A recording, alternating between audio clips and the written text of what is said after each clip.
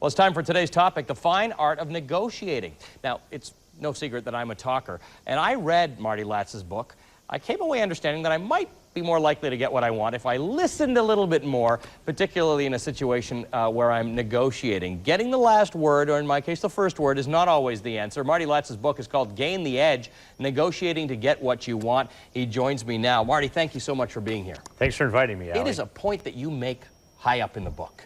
I make it again and again. Yeah, just shut up and listen a little bit. Just find out what they want. Let me tell you my problem. I sit there and I think, if I don't frame the discussion, as I'm doing right now, if I don't frame the discussion, that gives you a chance to frame it.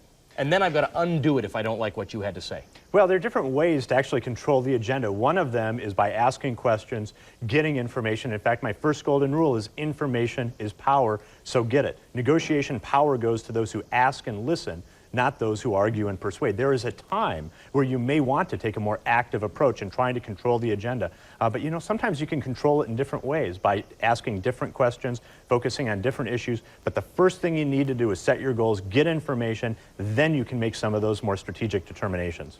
The negotiations we're talking about today, the tips that you give in your book, can apply to the everyday things that you do that you don't even necessarily know you're negotiating, but they can certainly apply to getting a raise, to buying a car. That's not your background. You've done some high-level negotiations. Tell us a bit about who you are and whether or not negotiation techniques are transferable. Well, the fact of the matter is that we have all been negotiating almost our entire lives. As you started out the program, you know, from when we were 2 or 3 years old, we were negotiating with our parents, with our siblings, but we tend to negotiate instinctively or intuitively, and it wasn't until I went to law school, I studied under one of the most brilliant negotiators that still exists, Roger Fisher, that I began to approach it in a more strategic way. And that is really what my book is all about. That's what everyone can learn. It's a strategic process so that we don't negotiate off the cuff.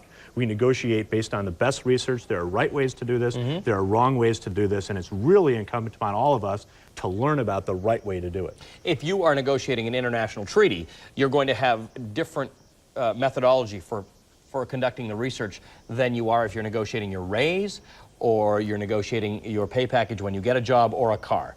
When you say listen, when you say information is power, how much of that information comes from just sitting back the first time I meet you and letting you set the stage?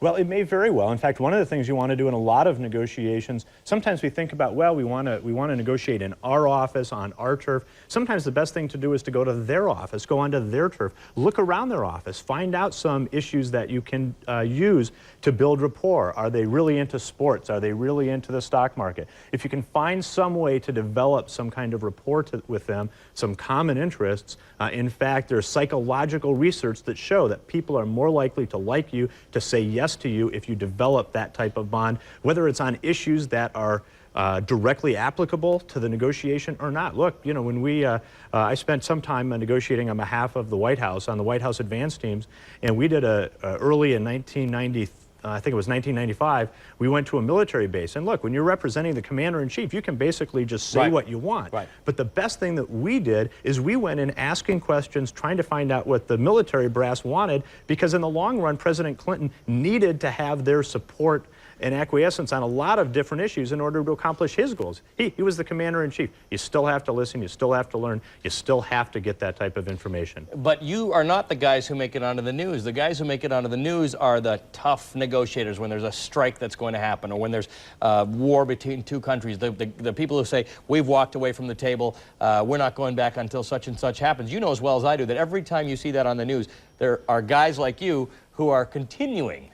There are some people whose business it is to not walk away from a table, to not go away from a negotiation, to not be intimidated by the fact that things don't appear to be going your way. And in fact, Ali, what you're really focusing on is one of the most fundamental, powerful elements of the negotiation process, which is leverage, the ability to walk away. But you know what? Just pounding the table, walking away, that doesn't necessarily mean that you've won. Maybe you get all the media, maybe you get all the press. That doesn't necessarily mean that you have most efficiently and effectively represented your client's interests. In fact, sometimes it's because they messed up that they ended up with a strike. So we need to evaluate a lot more than just, you know, what ends up on the news in terms of evaluating success. And to that point, it doesn't need to be the hard-nosed approach.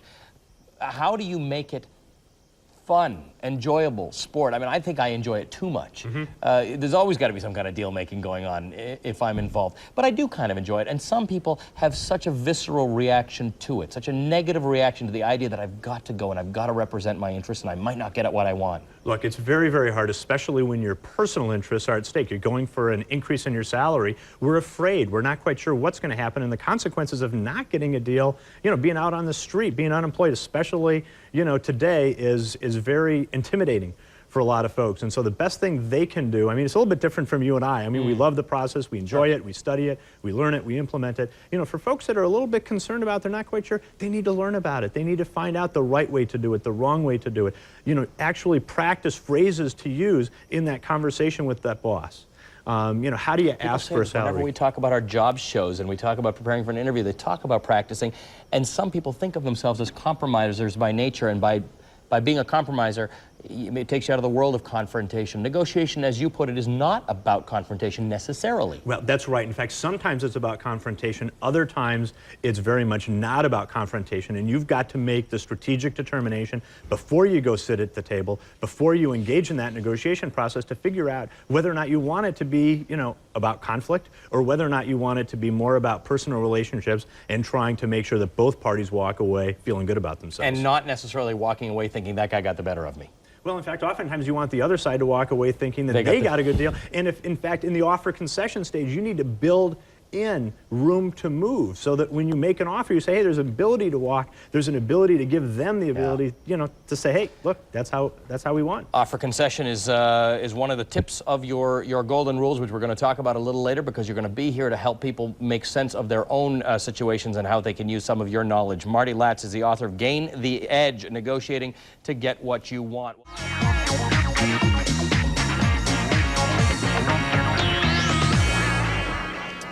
Welcome back to Your Money, the show that helps you make it, manage it, and spend it. After tough negotiation, we got Marty Latz back.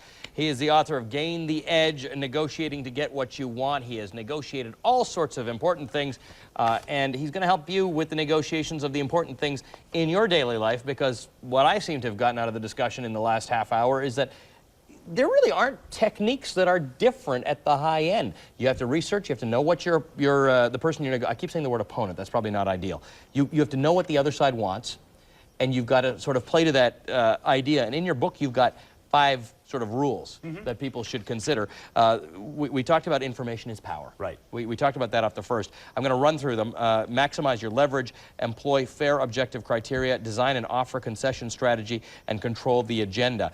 Let's just work through some of that. Maximize your leverage. What are we talking about here? Well, look, the more you need a deal, the more you want a deal, the weaker your leverage. How desperate are you? The more you're desperate, the weaker your leverage. But we also need to think about it, as you discussed with some of your earlier guests, how desperate are they? The more desperate they are, the stronger your leverage. But you also need to think about, within that leverage context, what are you going to do if you walk away from a deal? The better your walk away, the better your ability to walk away, the stronger your leverage. But again, we need to think about this in a mutual context, whether it's your opponent, and sometimes it is your opponent, or whether or not it's maybe a future colleague. You know, what are they going to do if they don't do a deal with you? You always need to think about this in a mutual way. Did the words roll the dice ever come into a negotiation, or gambling, where you're not entirely sure? Because it would not be excellent on the side of the other people if you knew their entire position. Well, that's right, but you know, the negotiation process is really an exercise in probabilities. And what you want to do is you want to increase the probability, the likelihood that you're going to be able to achieve success, you're going to get what you want. But you know what? You can't entirely script everything out. You can think about ways that will increase your ability to get what you want, but it's not always the best way to do it. Well, you know, when you talk about leverage, it brings me to a question that Karen has emailed in.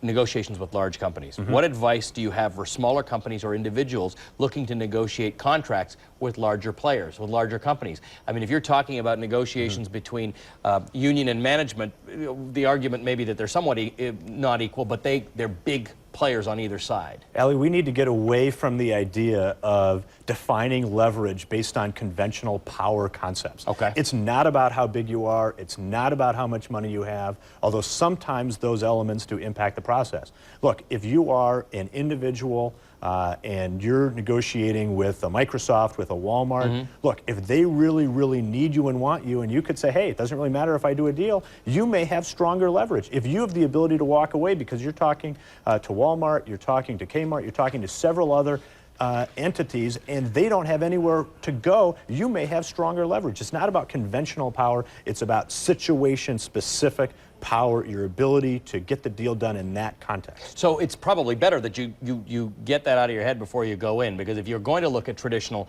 power relationships, you're going to feel like you're at the losing end of that deal. And in fact, your level of confidence going into a deal makes a difference. If you go in expecting to get a deal, your eye contact is going to be better, your body language is going to be better, the actual words and phrases you use are actually going to increase your likelihood of getting what you want. The research shows it, your ability to do it, your confidence is going to make a huge difference. All right, let's talk about whether this applies to, we're talking about how you might negotiate a contract with a big company. Let's talk about buying a car. Let's talk about buying a house. Let's talk about the daily things that you do. I mean, do you find yourself negotiating in everything you do, or do you just kind of accept that that's what we all do? Well, you know, oftentimes, you know, whether you think about it strategically or not, you are negotiating. I mean, if you're looking at a house, you know, you need to decide, you know, where do I want to start? How far do I want to move? What is my goal? How am I going to determine what is fair and reasonable? You know, but it's also something that we do with our significant others with kids. We talked about it before. You may not think about it in as strategic a way, although sometimes the consequences are much bigger than in these large negotiations. And when we've done shows on conflict in relationships, one of the things people say is get out of the power relationship. Don't think about it as a power relationship. Think about it as what everybody needs and how to go about doing that. Exactly. You have tip number 3, employ fair objective criteria. What does that mean? Well, you know, it's the question of how do you determine what is fair and reasonable in any negotiation. We want to appear that way. We always want to come across in that context. And oftentimes, you know, what is fair and reasonable is an opinion, and it's based on objective criteria. It's based on standards. You know, is $250,000 to that house fair and reasonable? Well, it may or may not be, depending on, you know, other houses in the neighborhood, depending on, you know, what the seller paid for the house, what their profit margin is, market value, precedent, what some expert appraiser says is fair in that context. Same thing in a salary increase context. It's not what you necessarily believe in fair and reasonable, it's why it's fair and reasonable to some independent, objective, expert, consultant, human resources person. Well, when you're talking about, let's say, getting a mortgage or buying a house, one of the ways that you often are called upon to prove that the criteria is fair and objective is by having appraisals or having information about what the other houses in the neighborhood sold for, or by bringing Edmunds, the book about cars and what prices they sell for. So does the evidence back you up? Does the evidence help you out in things like that? You want to do your research, and you want to bring the evidence with you. In fact, you want to know what the evidence is before you sit down at the table. You know, you want to know what the market value is for your services. You want to know what some of your colleagues are getting for raises in that particular year, because then you can present your offer as a fair and reasonable. Look, it's fair and reasonable because you gave a 5% raise to my colleague, and in fact, I brought more profits into the firm. I increased the efficiency of the office. You know, or you're selling your car. You know, you take a look at Edmunds.com, or you take a look at Kelley Blue Book, and you say, look, the reason I'm selling this car, which has 50,000 miles in this particular jurisdiction, is because that's what that market value analysis said. So it's not your opinion. In fact, it actually helps you deal with one of the issues you talked. Sorry, go ahead. No, it helps deal with an issue you were talking with Harold about. You know, that emotion. It's not your opinion. It's this independent, objective sort of, this is why it's fair. Well, that's fair enough. Let's go to New York for Amanda. Amanda, welcome to the show. Hello? Did you negotiate your way through the control room to get to us? Well, apparently I did get through, which is good. Very good. Congratulations. I was with a major Fortune 500 company and was laid up about 5 months ago. I have some issues that I've been discussing with them concerning the unfair firing, et cetera, and I've already filed a case with the Human Rights Commission and what have you. I was wondering, I think at some point I will have to obviously meet with them and hopefully reach some kind of a consensus that would benefit both of us. And how would I go about that? What could Mr. Latz advise? How would one go about this, other than obviously speaking with an attorney, which I've done already? Very, very good question, because when you get yourself, Amanda, into a situation like that where you've taken that step and you've created, you've framed the issue, but Amanda knows at some point, like so many situations, adversarial situations, at some point it's going to lead to a sit-down. Well, that's right. And oftentimes what you want to do is you want to try to control the agenda in that particular environment. And you probably want to bring in your attorney into the discussion because in many ways, oftentimes your attorney is your professional negotiator on your behalf. You want to make sure that that particular individual is being strategic, is going through and understanding the leverage dynamic, is designing an offer concession strategy to help you achieve your goal in that context. Hey, Anjali has sent an email in. I think this is a good question. What issues arise with multi-party situations when negotiation? Do the dynamics change slightly or significantly? Because we sort of, again, we think of negotiations as two parties. Well, that's right. Although the multi-party negotiations oftentimes obviously increase the level of complexity in any context. So for instance, Allie, if you and I are negotiating over an issue, I'm going to go through the 5 golden rules and I'm going to figure out, okay, what are my goals? You know, how do I maximize my leverage? What kind of offers and concessions do I want to design in that process? You know what? If there are 3 or 4 or 5 different parties at the table, we need to go through that same process with every single party. Right. Not only is, you know, do I need to figure out what is your goal, I need to find out what John's goal is, what Sally's goal is. I need to figure out where our common interests are. I need to figure out, you know, boy, if I sort of sit back and let some of the others take a more aggressive agenda control approach, is that good for me? Is that bad for me? Do I want to jump out front? You need to, in fact, it increases the complexity, but you still have to go back to the same fundamental rules in the negotiation process, but you have to do it for every party. Let's take a break. We'll come back with more of your calls and emails from Marty Latz. He's the author of Gain the Edge, Negotiating to Get What You Want. The phone lines are open at 1-800-304-3638. The emails are at yourmoney@cnn.com.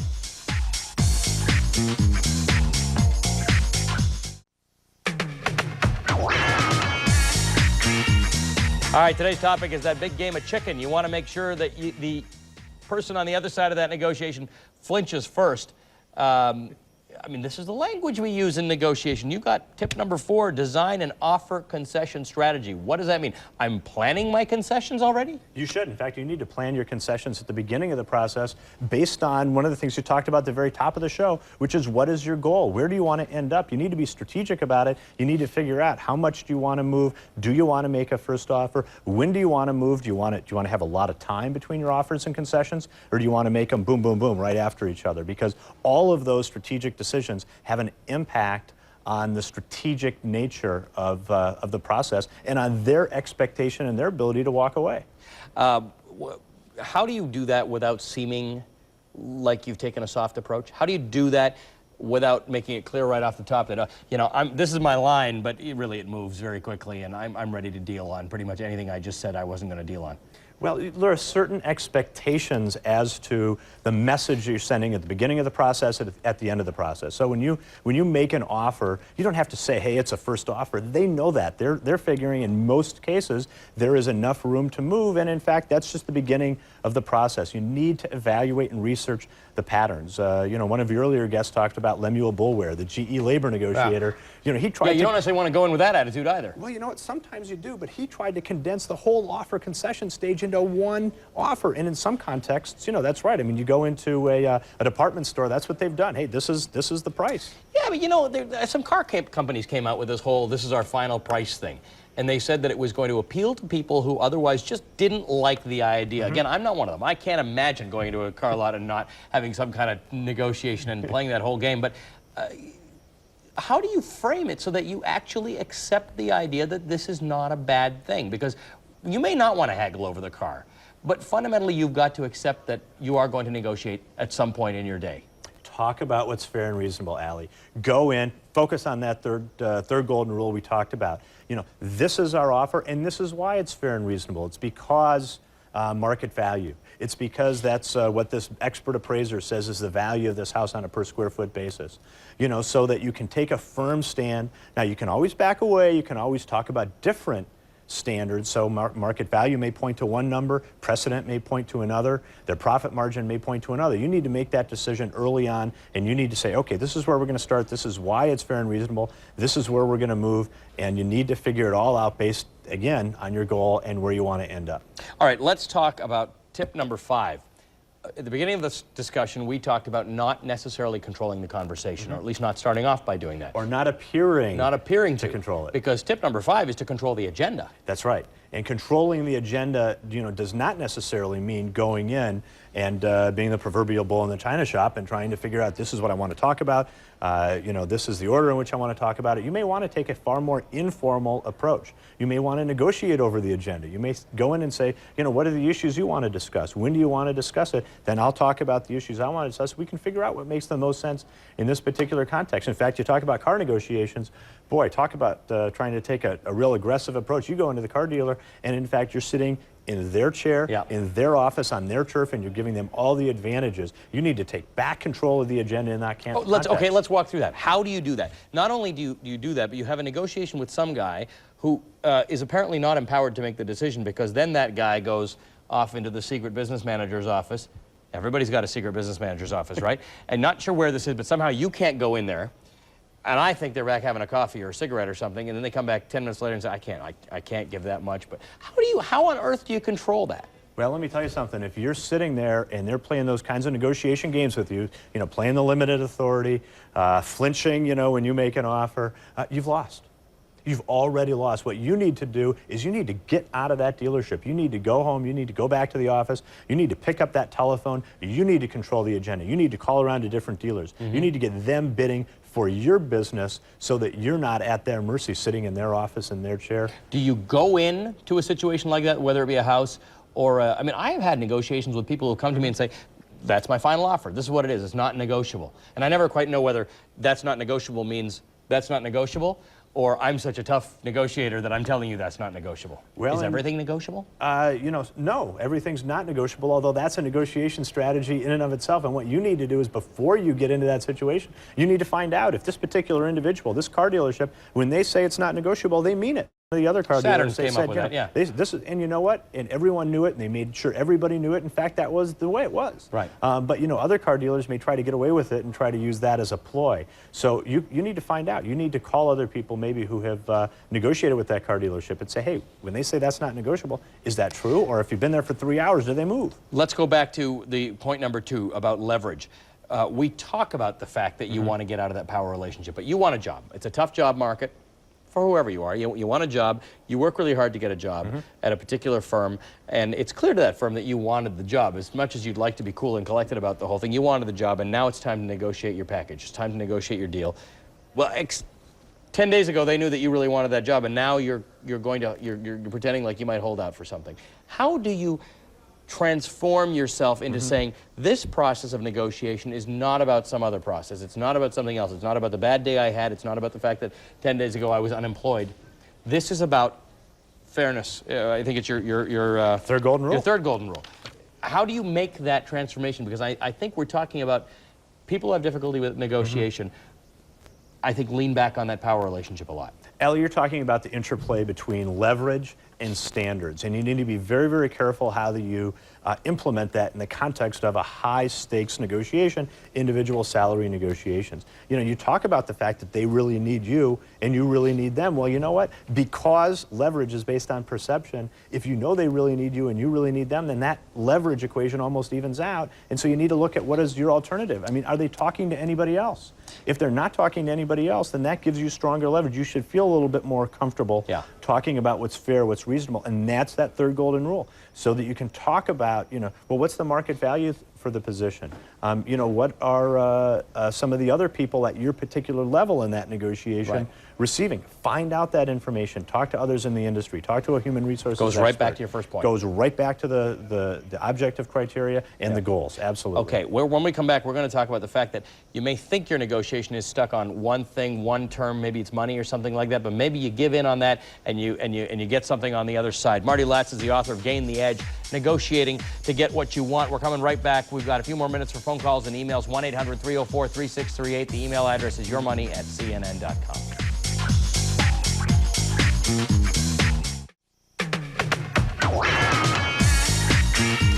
All right, one of the great things about Marty's book, which makes it very, very readable, even though it's you come from an area, you come from a level of expertise that doesn't necessarily involve the negotiations that our viewers often have to go through on a day-to-day basis, is this great analogy about an auction for a $20 bill. Can you tell us that? Sure. I mean, it's a fascinating dynamic. What I do in a lot of my negotiation seminars is I actually auction off a $20 bill. And amazingly enough, based on the rules of that particular auction, I end up getting $60, $70 dollars for a $20 bill. And you say, how could that possibly happen? Well, you want to know something? In almost all instances, the seller in an auction environment is going to benefit because he can get the buyers bidding against each other. And what happens? Ego gets involved. Ego gets involved. So you need to be very, very careful. Go back to what we talked about at the very beginning of the process. What is your goal? What is your goal? You need to figure it out. How does anybody pay up for a $20 bill more than 20 bucks? Well, the rules of the auction are such that not only does the person who wins the auction gets the $20 bill, but the person who comes in second also has to pay whatever they bid. And so you get up to $20 or $21, and the person who is second is thinking, well, let's see, I can either lose $1, or I lose $19, so then they bid 21. Right. And then the guy who was at 20 thinks, well, let's see, I can lose $20, I can lose $2, I better bid 22, and then it keeps going. And then when you get up into the really high numbers, it's all about ego. Now you stop doing, you don't even do the math at that point. And I have been caught in that. I purchased a car at an auction once, well beyond the value of the car, because now I'm into it. Now I'm there, and I'm going to get that car. And you spent the time. I mean, how many times have we said at the end of the negotiation, we've been here for 8 hours, we've been here for 4 hours. If I don't get what I want, it'll be a waste of time. Well, it's not a waste of time because you got to go back to your goal. You know when I knew I was getting the car? When I bid too high for it, and there were gasps from people, and I thought, oh, I'm the tough guy here. I'm gonna get that car one way or the other. Unbelievable. You're so right about this, though. If you're one of these people who gets into it enough, you could be in serious danger. If you like the process too much, you could end up paying too much. Well, and I once sold a $20 bill for $78. And the fact is, the guy came up to me afterwards and says, I can't believe I spent it. I spent $78 on a $20 bill. And he says, you know what I want you to do? I want you to sign your bill. I want to say, I sold this $20 bill for $78. I signed my name. He dated it. He put it up in his law firm as a warning to all of his associates. Hey, don't let your ego get involved. That is brilliant. Let's go to Florida. Carlos is on the phone. Carlos, how you doing? Okay. How are you guys doing? Great. We're having a great time.